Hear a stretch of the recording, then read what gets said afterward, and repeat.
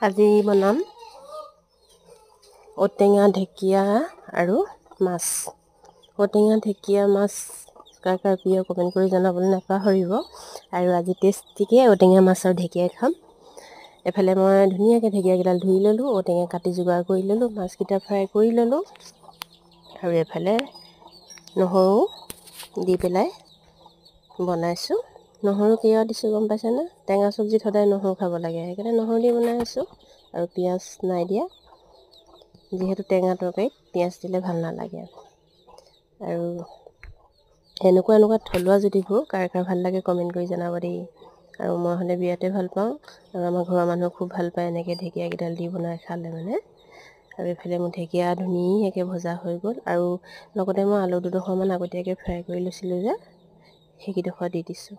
ঢেকীয়াৰ লগত আকৌ ঔটেঙা দি দিছোঁ, আৰু আলু দুডোখৰমানো দি দিছোঁ। তেনেকৈ খাবলৈ ভাল লাগে, যিহেতু চবেই ঔটেঙা চোবাই নাখায়, ঢেকীয়া খায় আৰু আলু খায়।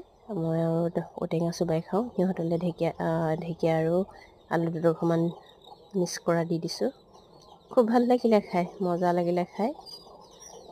আৰু আপোনালোকে যদি নাই খোৱা ট্ৰাই কৰি চাব। আৰু মোৰ চব্জিকণ